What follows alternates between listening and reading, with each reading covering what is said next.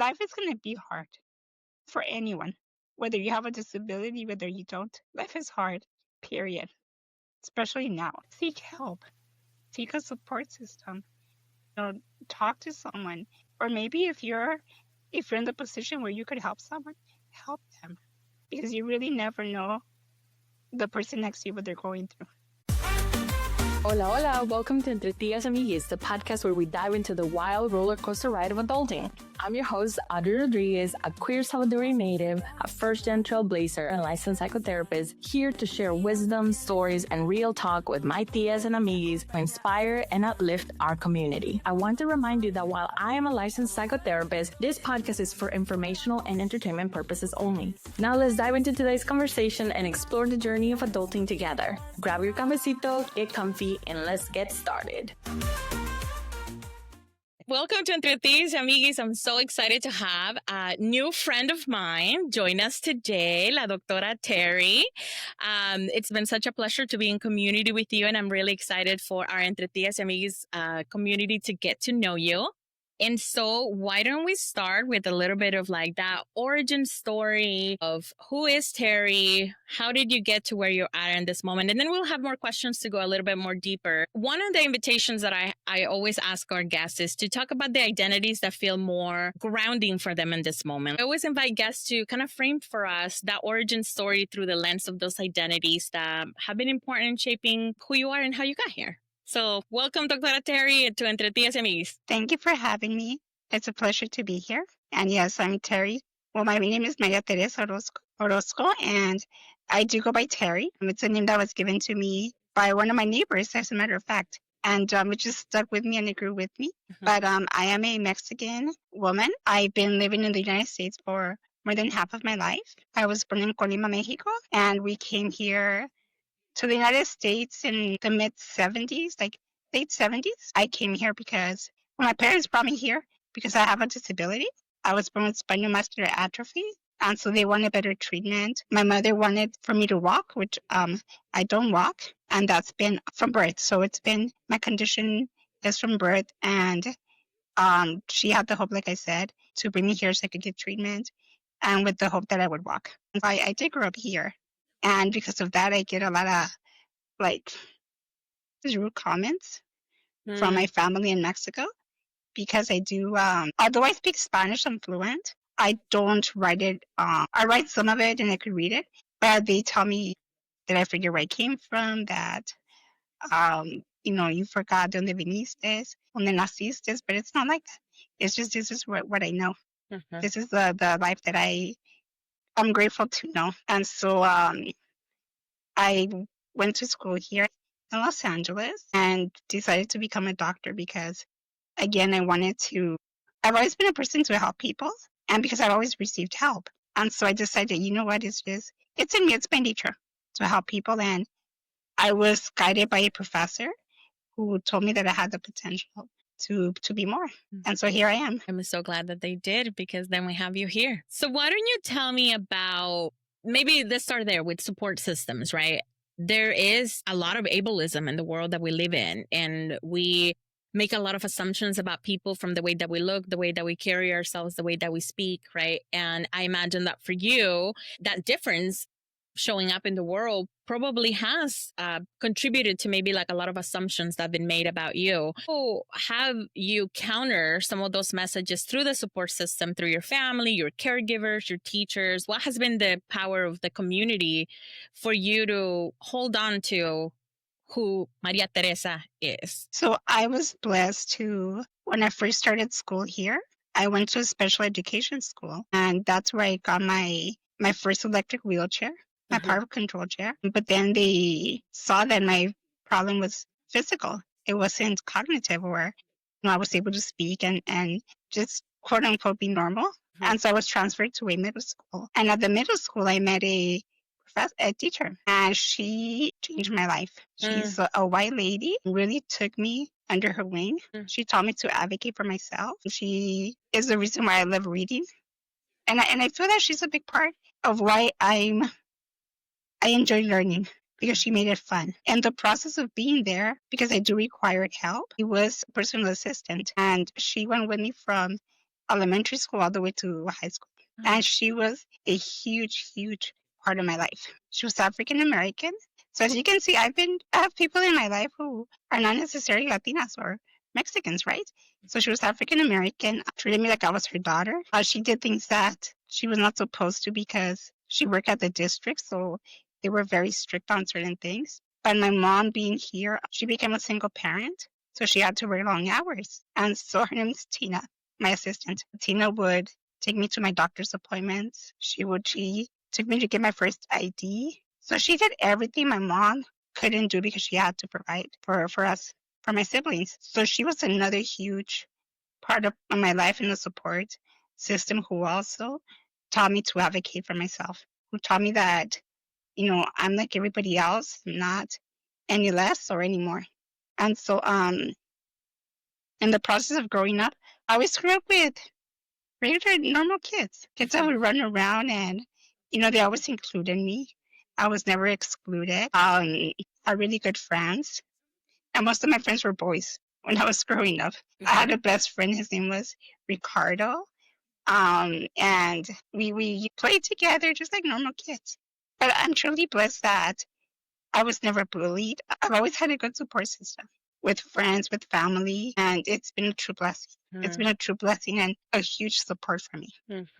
Are there areas from your lived experience that you wish the Latino community particularly, or the community around who's supporting people with learning differences or physical differences, right, that they understood about how to make our world more accessible, to bring in that inclusivity, to bring you in and be part of those support systems, and most importantly, to give the space, right, for people to have a life filled with dignity, but also with independence, right, to the level that that matches your life, right? And so the community, the support, just sounds like it's something that has been like really valuable to you. What do you wish people knew more about in terms of how to show up for folks that are different? I really think that it's important not to judge a book by its cover. I mean, I get looks every time I go out, but to me, that's normal. People will stare because they don't know. It's bringing awareness, right? And so I feel that just because you see someone in a wheelchair or maybe someone who's visually impaired or has another mobility condition, they're just regular people. We're just regular people, not any different. Yeah, we need maybe more help. Maybe we need special needs. I don't like to call myself a person that needs special needs because to me, this is my normal. This is Terry. This is Tere. That's how my family knows. This is Tere. Tere is, no, she's in her wheelchair. This is all they know. And this is how I know so for me, it's normal. But I do feel that there's a lot of awareness that needs to be raised out in the public because I face a lot of, I wouldn't say diversity. There's a lot of things that I come across that I wish people would be more understanding. But again, it all goes back to not knowing and raising that awareness. But if you see someone walking down the street or if you see someone that needs help, approach them. Don't be afraid. We don't bite.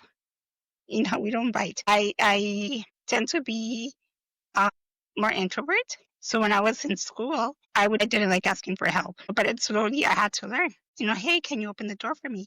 Hey, can you push the elevator button for me? But if you see someone that needs help, even if you don't think they need the help, just ask. It doesn't hurt to ask. And I'll be honest with you, some people can be rude because some people don't like to be asked, do you need help? So it's like a risk you're taking, right? But just look at it like maybe they need the help, but they don't want to ask. But it's just, again, it's just raising awareness. And just be kind.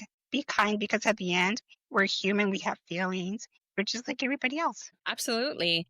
How has your lived experience, because now you're entering a season of life where you're going to be helping others, right? So I'm curious about the journey from coming from needing Terry, right? Like Terry needing some ways to support herself that are different than everybody else. But for Terry, they're her normal, right? And in that has required support and help. And now you're entering the stage where you're on the other side, offering support and help to others. Walk us to that transition from going from being helped to a helper, and what has that looked like through the years for you? Since I was young, since I can remember, people would ask me, my friends would ask me for advice or they needed someone to talk through or a shoulder to cry on. And so that was my way of helping. I wasn't able to physically help someone, but in my own way, I've always been a helper. So now that I transitioned from professionally helping students, it's a huge deal for me. It's something that brings a lot of excitement to me because I know the journey, I know the what it takes. And so I'm super excited and I'm here for it. Well, let me ask you, Terry, did you ever struggle with, in your journey of becoming doctora, Terry, right? How did you balance out your identity, your self knowing, how the world saw you, and getting all the way to earning your doctorate? I mean, it's a huge, huge deal. You probably are part, I think the statistic is like part of the 2% of Latinas who have a doctorate degree, right? So Something. you're up there. And so what were some of those barriers, some obstacles, despite having such a positive and strong community of support? What have been some of those struggles throughout the journey that you've had to both maybe emotionally pass through, or like the internalized messages that maybe were not true, but you started believing? What was that journey of affirming to yourself that you could become Doctora Terry? Wow, that's a really good question. So ever since I was a little girl, because of my condition, spinal muscular atrophy, which is a weakening of the muscles. So as I get older, my muscles get weaker. And so I am in treatment for that now. It's the first FDA treatment available. And so I'm really glad to be on that medication. But ever since I was a little kid, from elementary school, I would spend many days in the hospital, sometimes twice a year, up to like a month, 2 months, because I am prone to getting pneumonia. So that's one of the things that I have to deal with. And so I was always in and out of the hospital. I missed a lot of school. But again, I had Tina with me, an assistant. So, my friends would write me cards and, just motivate me, be there for me. But I had an incident in high school. In high school, I had an incident where I don't remember the class, but the professor there, the teacher there, she was a white lady. White lady didn't like me, didn't like the fact that my assistant was African American.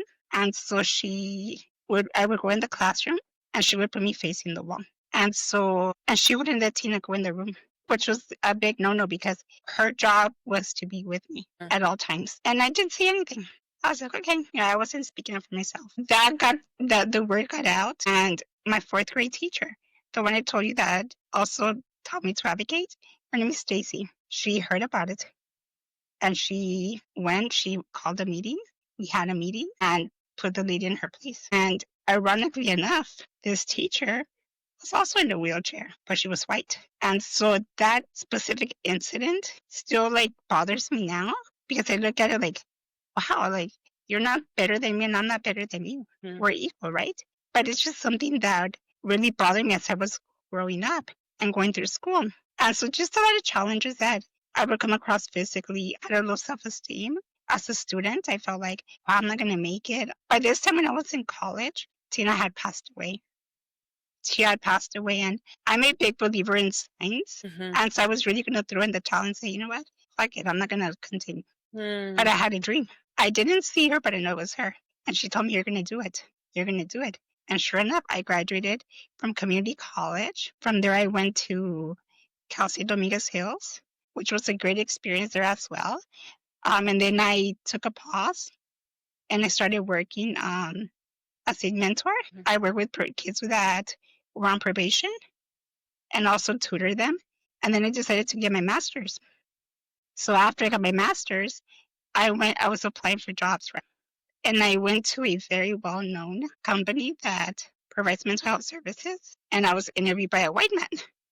And I emphasize white because I want you to keep in mind, I look Mexican. Well, sometimes they ask if I'm Filipino.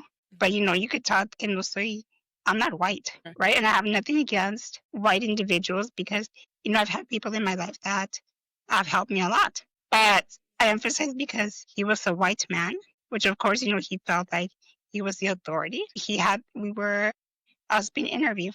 And in the process, he asked me, are you using your disability as an advantage for the job? And I just looked at him like, what the fuck? That's literally what I thought. I'm like, what the blah. And I asked him, like, why are you asking me this? And at that time I did speak up and I said, you're not supposed to ask me that question. You're here to interview me for my ability, the knowledge that I have, not to ask me about my condition. And I was so upset. I was livid. So, it ended and I was really, really mad. I'm like, how could you? Like, I have a degree. I went through school. Like, nothing was handed to me. It's on paper. I passed. I took everything that I had to do. And so I got called in for a second interview and I refused it because I refused to work for a company. And I may be judging the entire company over this individual, but I refuse to be a part of a space that has people like that working for them. And my niece, she's doing her master's program, and she says she'll never apply there. She'll never apply there because just knowing what happened is it's her way of supporting me, I guess. But those incidents like that are things that really taught me, like, no, you could do it. No one's going to stop you. And so when I decided to do my PsyD program, I was encouraged by a professor. Her name's Jennifer. We're good friends. And she told me, she said, go for it. Go for it. You'll do fine. And so I went for it. And here I am. So I've had struggles here and there.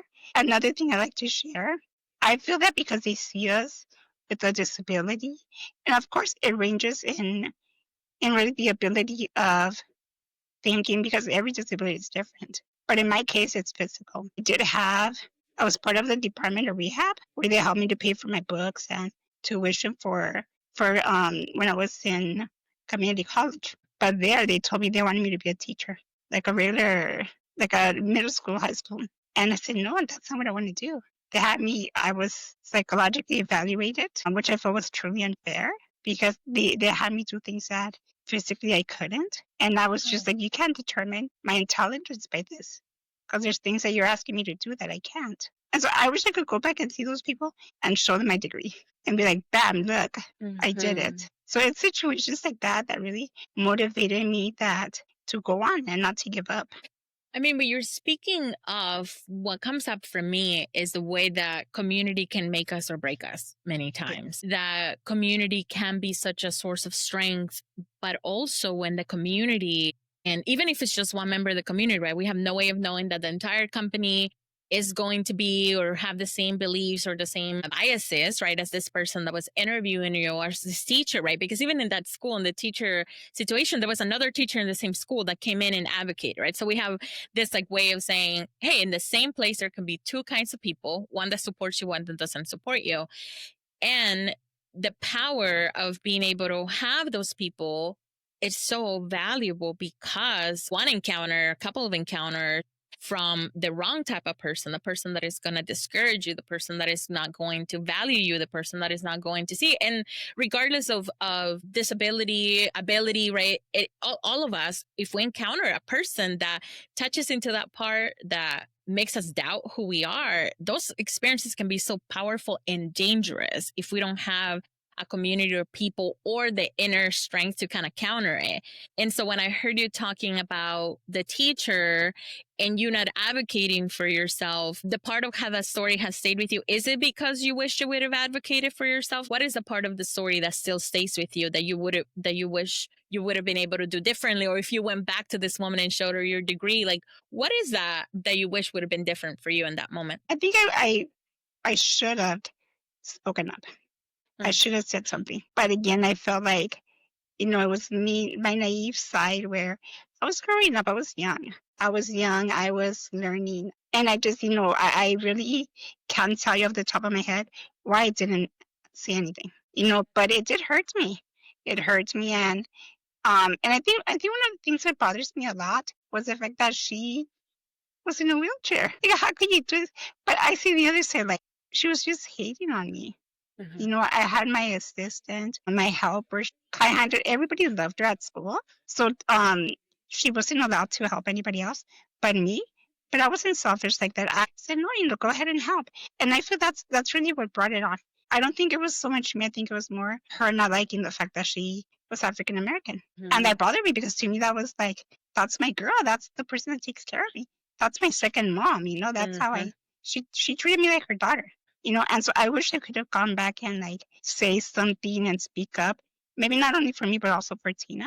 and I think that's really what I carry in my heart, that she did so much for me. And at that time when I could have said something, I didn't. I think we all probably can relate to that feeling of like the realizations, right? Like the hindsight is 2020. Después, we are able to have the time to think it through and to how could have I done it differently, right? And many of us enter into that spiral of reimagining what could have been. And then there is also the power of acknowledging that though we can't go back into the past and make those changes or those moments be different, that they can be a source of empowerment moving forward. Because I bet ain't nobody saying that to Terry nowadays and se deja, right? Like that's not happening anymore.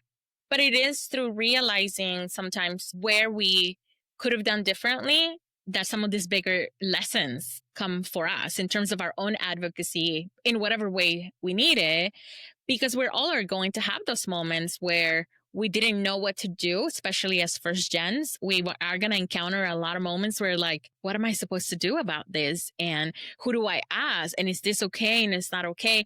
And it might take another person to come and say, no, that's not okay. So that we can then believe in ourselves to have that voice to say it, back, or like when the next moment that happens. Right. No, yeah, I totally agree with you. I feel like now if someone would say something to me, I definitely won't stay quiet. I'll speak my mind in a nice way, because I'm not going to be rude, but it all depends also how you approach me. If you're going to approach me in a rude way, then I'm not, maybe I'm trying to be nice. Physically I might not be able to do anything, like I'm not going to attack anyone, but I'm just saying, but I do have a mouth and I know how to defend myself. I'm glad that now I'm able to, I'll speak up for myself, and not just for me. I advocate for other people. I advocate for my mom. I constantly, have to speak up for her with like at the pharmacy or different places, because she's, I'm like, take care of her. In that sense, I'm her spokesperson. But yeah, it's just now it's different. It's just having more knowledge and more awareness, and just I came this far, and I've learned a lot throughout the years. And what do you love about working with first gen Latinas? How have your experiences, all those experiences that you've accrued through the years, how have they gotten you to this place where you love being in this helping position, especially now with students who are going into similar journeys as the ones that you've been into? Well, I never had someone like me help me through my journey. I've had help from people, but it's a different sense of, we go through different things as first gens. Just coming home from school, your family doesn't understand the pressure of being a student, just how much it takes. There's like a lot of traumatic, like a lot of trauma academically, where you have this pressure of, I got to do good. I'm the first one. I'm the first one in the family to go to college, to get a degree. So it's just so much pressure. And I feel that helping someone else, another first gen for me, is just my way of giving back and being there to be a guidance and support in the journey, because a lot of us didn't have that support. Yeah, they say, "Oh, mija, you're gonna do good. You got what it takes." Or no te apures, todo va a estar bien. But like, no, you don't know the pressure. You don't understand, like, being in a classroom with people who are not like you, people that are completely the opposite, people that come from money. Like, I grew up in low income communities, and it's like, I'm not ashamed. It's who I am. It's who I am. But being in a room when you feel like that imposter syndrome, where am I really supposed to be here? Even though you are, but you always have that doubt. And so I've been through all that, and I've been, I wanted to give up with my doctoral degree. During that time, I had a lot of grief.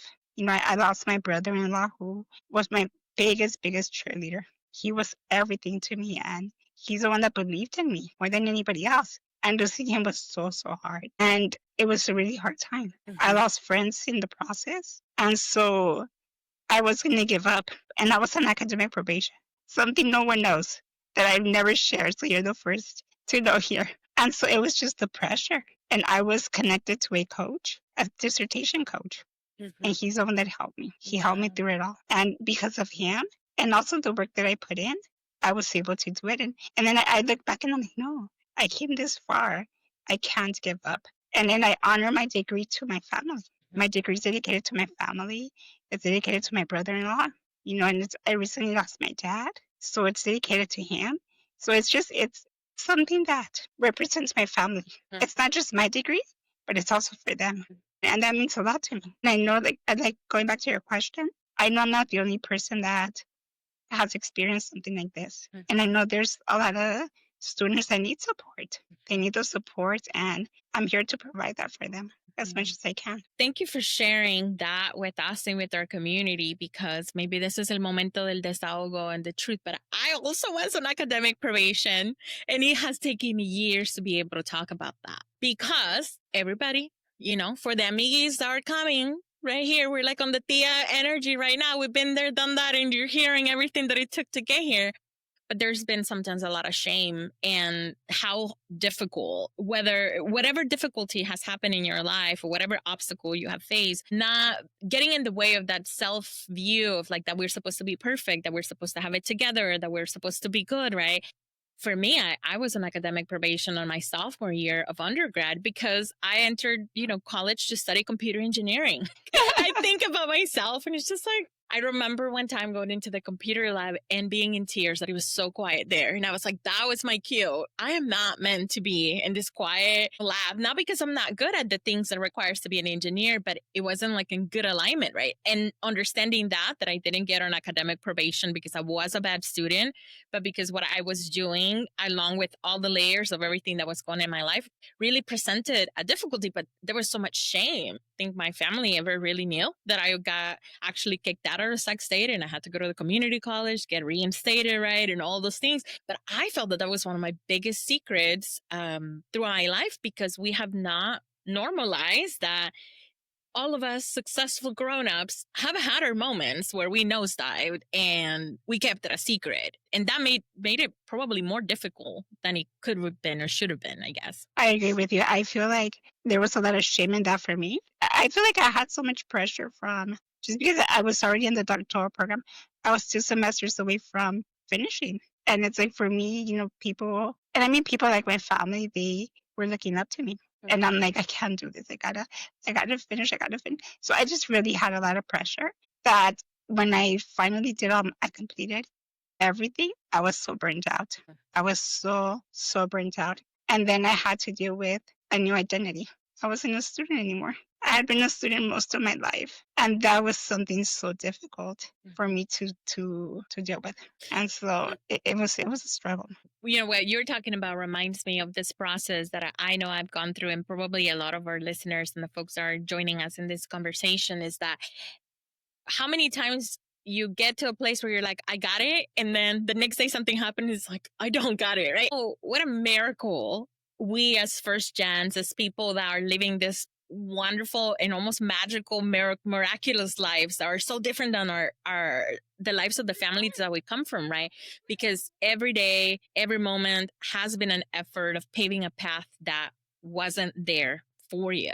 And so in this shame and in this like vergüenza, right, that we're disappointing other people, that people are looking at us, we can forget or minimize the amount of effort that we've gotten, and that we're also allowed to have moments where we don't got it, right?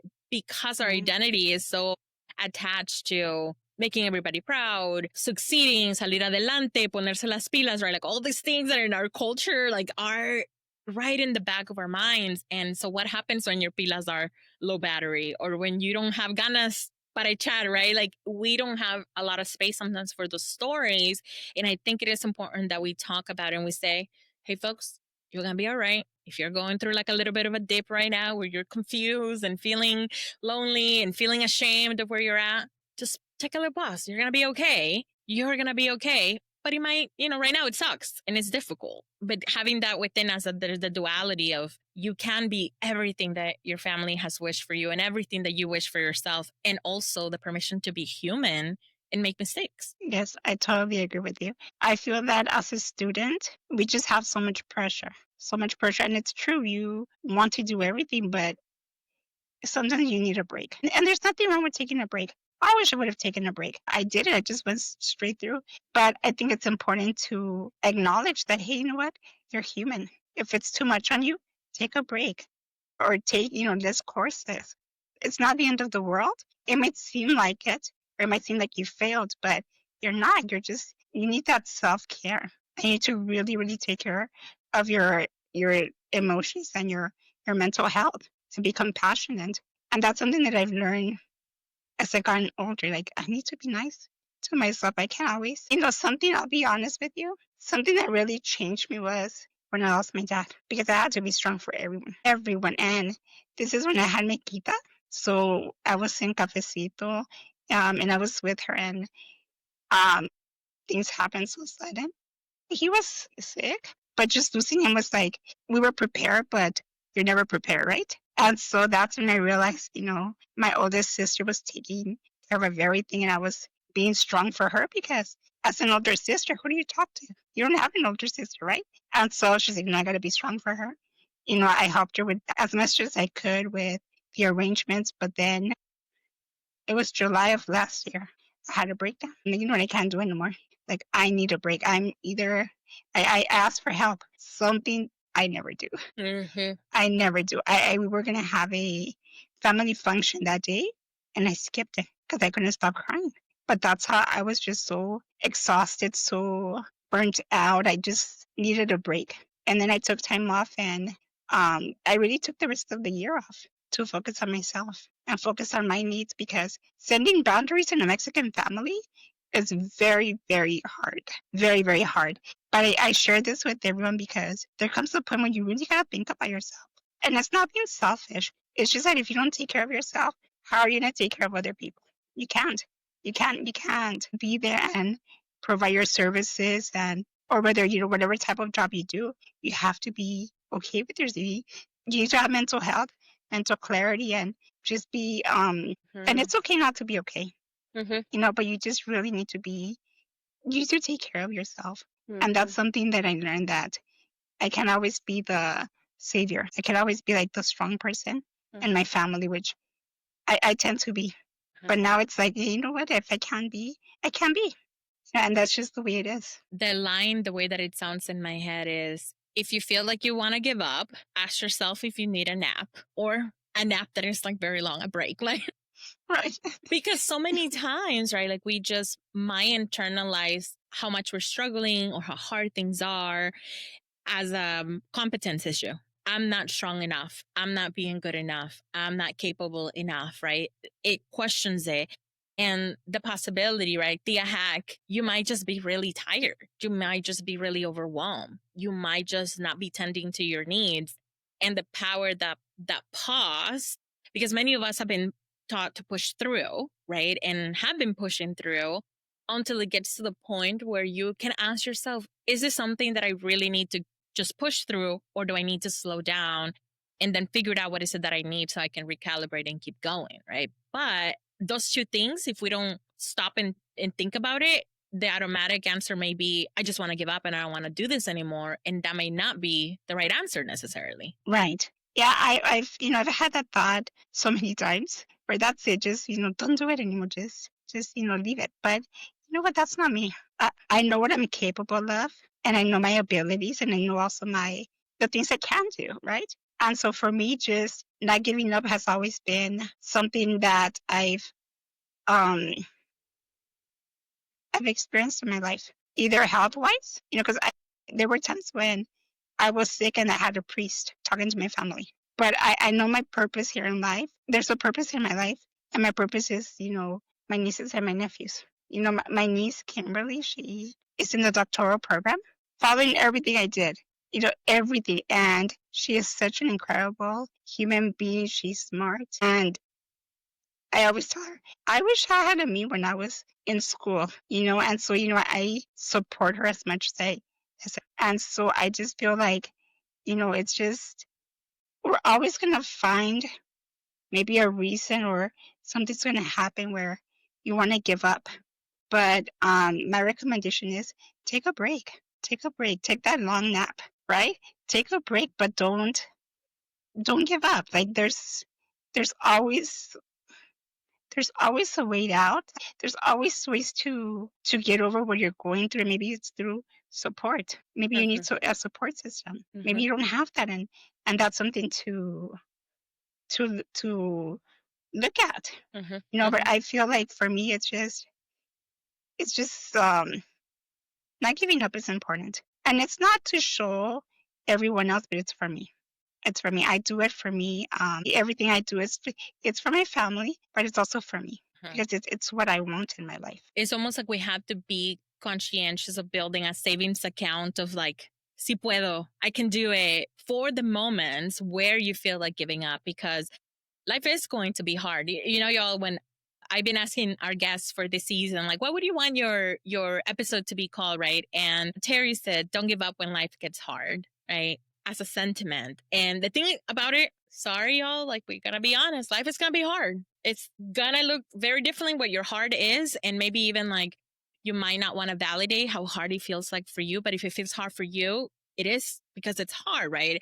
And you may need to nap, you may need to pivot, you may need to find a community, you may need to find support, right? But it is important that as we don't give up, we also have the opportunity to reflect and to keep going, but in a way that meets our needs with honesty, with integrity, and with fairness. Because sometimes we can be so unfair to ourselves with these expectations. My goodness, us first gens can be so hard on ourselves. And we need stories like this to, you know, hopefully ground folks and saying like, hey, like life does get hard and you will get through it, but you might need to slow down. Talk to us about this like switch from into entrepreneur journey into now officially becoming like this helper for other students that are first gen. What do you hope to be able to give others as you're putting these offerings together for people? So I decided to start my entrepreneurship because, well, my first passion is being a professor.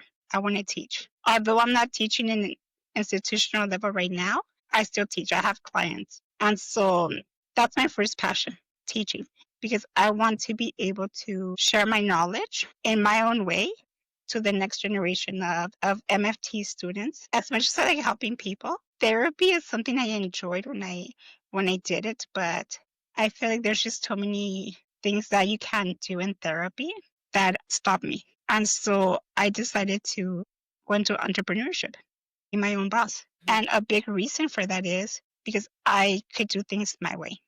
I'm going to provide the help the student needs, my client needs in my own way. You know, I call the shots. If I want to work, I will. If I don't, I don't. You know, it gives me my space to really focus on myself as well. It was a decision, I'll be honest with you, that I felt a lot of people didn't understand because you went to school to get a degree. And so you're expected to be that therapist or do, you know, something else that has to do with your degree. But if you really stop and acknowledge and notice, I am using my degree. I'm using my degree for the knowledge that I learned to provide the services. I do community work. I'm going to do a wellness shop in person for the first time in the next couple of months. And so I help the community. I use my degree, but in a different way. So just being a business owner is something huge for me because that just means I don't work under anyone. And for me, being who I am, coming from where I came from, that's a huge deal. That's a big thing. You know, I know there's so many professors that are coaches. You know, that's something that I realized there are many professors. And so for me, just being able to provide my services to other people is just awesome. You know, and it's something I can call my own. And no one can take that away. I can't help but to make the connection to that helper that you had in your younger years. Please remind me of her name so that we can give her the space. Tina, how you said something earlier. It's like she was a district employee and she went around the job to give a lot of help and to make sure that you got your needs met. And one of the challenges, right, about the way that the systems and the lines and this, like, there's strict rules that we have as therapists, as helpers, that serve a purpose, right? But that also at the same time may not always meeting the needs of the person who is seeking us out to help them out. And so you have taken it upon yourself to find the freedom to utilize everything that you've learned, both your academic experience, your lived experience. But it sounds to me like in the spirit of Tina, you're going to do it your way in a way that helps and that makes me feel good at the end of the day. Definitely. I feel that. Definitely. She did things that she wasn't supposed to technically because, you know, by law. But she went ahead and she broke those rules. And she did it for a good cause, you know, to help me and, you know, more than anything, to help my mom. Because my mom losing one day of work meant a huge cut on the paycheck. And being a single parent, that was something big. But yes, I want to do things my way. I'm going to help people, but in my own terms. And I feel it's my way of, physically, I can't help, but I can help in many other ways. Yes, you can. Yeah, Tina did the right thing, it sounds like. Definitely. She did. What do you think, as kind of we start wrapping up this interview, what is something that your younger self, like that little Terry out in the school playground, hanging out with all those boys, with Tina and that fourth grade teacher, what would that version of you be proud of to see of the life that you're living now? That's a good question. I feel growing up with a disability, doctors, they're doctors, right? Physicians, they know it all because they study, right? But throughout my life, I always heard, you're not going to live to be 18. You're not going to live to, graduate high school. All these negative things, right? And so I think, well, I don't think, I know that's one of the things that really motivated me. Like, who are you to tell me I'm not? I'm not religious, but I do have a connection with God. I have my relationship with God. But to me, it's like, you don't know when God's going to take me. He could take me right now as we're doing the interview. Okay, hopefully not. But you don't know. You're a doctor, you could say certain things, but you cannot predict someone's life. So that really motivated me to keep going. Honestly, I knew I was going to do something with my life, but never to this level, to be honest with you. Just being that little girl, like being that little girl in the wheelchair, like people had to push because, I couldn't push myself to be where I'm at today. It's a lot. It's a lot. And I know that I'm a strong person. I'm a strong person. I have a strong heart, and I'm just truly grateful from where I grew up, and being my community is very supportive. Where I live, I had a party when I graduated. My neighbors celebrated with me, and so it was just thinking back to, again, when I was a little girl, and to see the woman that I am now. It's an accomplishment, and I don't mean because of my disability. I mean coming from a broken home, where I saw domestic violence, addiction. I experienced a lot of loss, and that loss carry with me. Physical loss from loved ones. But it's just, if I could have a message for anyone, it's just life is going to be hard for anyone, whether you have a disability, whether you don't. Life is hard, period. Especially now. Seek help. Seek a support system. Talk to someone, or maybe if you're in the position where you could help someone, help them, because you really never know the person next to you what they're going through. And as much as I wouldn't change anything I went through, every single pain, including losing my dad, I wouldn't change it because it's the person that I am now. And I'm truly grateful that he was alive to know that his daughter became a doctor. And that gives me so much comfort that him and my mom is my everything. She's my everything, and she's a strong woman, and I know that I'm strong because of her as well, because she went through a lot with me. Just trying to make sure that I had the proper medical care. As a child, she took me to curanderos. I'm like, maybe it's your fault I have so much bad luck. That's what I tell her. But she just tried everything, and we're here now. I'm here now, and just know that life will always throw you through different directions and steer you through different directions, but you have the power within you to do something better, to help yourself and to help your community. I think right now we're just in the era where community is so important. It's so important. And again, if you could help someone, help them. Be someone's support system. I have my friends that I have from college. I have friends that I've known for over 30 years. High school friends. I have a good support system.